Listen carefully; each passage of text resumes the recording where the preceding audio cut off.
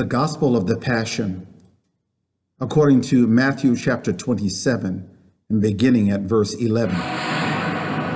Meanwhile, Jesus stood before the governor, and the governor asked him, "Are you the King of the Jews?" "You have said so," Jesus replied.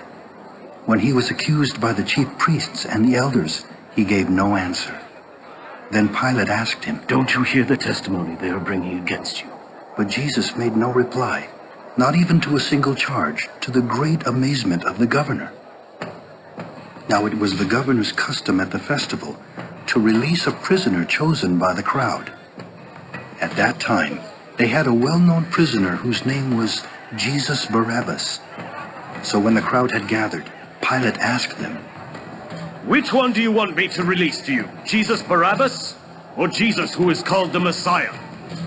For he knew it was out of self-interest that they had handed Jesus over to him. While Pilate was sitting on the judge's seat, his wife sent him this message: "Don't have anything to do with that innocent man, for I have suffered a great deal today in a dream because of him." But the chief priests and the elders persuaded the crowd to ask for Barabbas and to have Jesus executed. "Which of the two do you want me to release to you?" asked the governor. They answered, "What shall I do then with Jesus, who is called the Messiah?" Pilate asked. They all answered, "Why? What crime has he committed?" asked Pilate. But they shouted all the louder. When Pilate saw that he was getting nowhere, but that instead an uproar was starting, he took water and washed his hands in front of the crowd. "I am innocent of this man's blood," he said. "It is your responsibility." All the people answered. Then he released Barabbas to them. But he had Jesus flogged and handed him over to be crucified. Then the governor's soldiers took Jesus into the praetorium and gathered the whole company of soldiers around him. They stripped him and put a scarlet robe on him, and then twisted together a crown of thorns and set it on his head. They put a staff in his right hand. Then they knelt in front of him and mocked him. "Hail, King of the Jews!" they said. They spit on him and took the staff and struck him on the head again and again.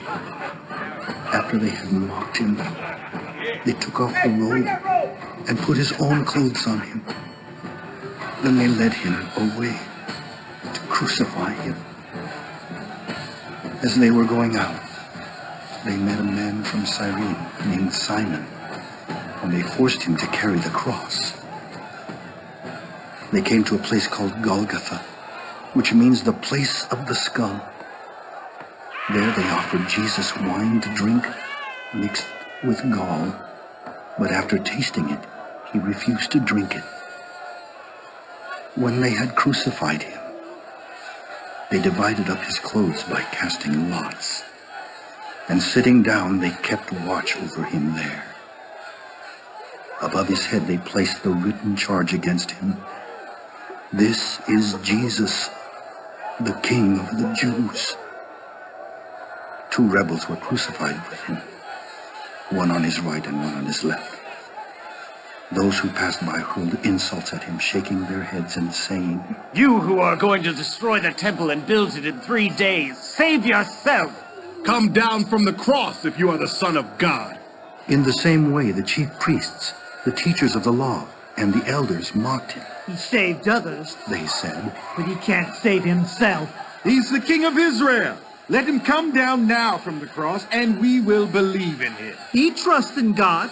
Let God rescue him now, if he wants him, for he said, "I am the Son of God." In the same way, the rebels who were crucified with him also heaped insults on him. From noon until 3 in the afternoon, darkness came over all the land. About 3 in the afternoon, Jesus cried out in a loud voice, "Eli! Eli!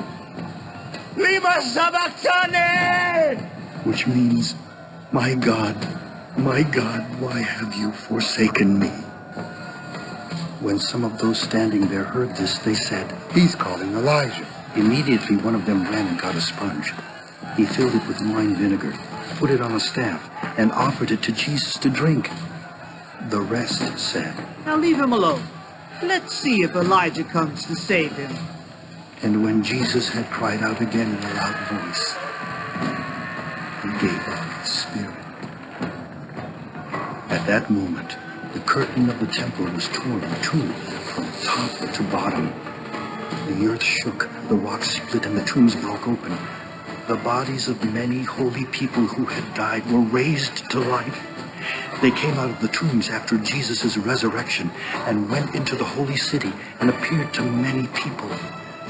When the centurion and those with him who were guarding Jesus saw the earthquake and all that had happened, they were terrified and exclaimed, Surely he was the Son of God.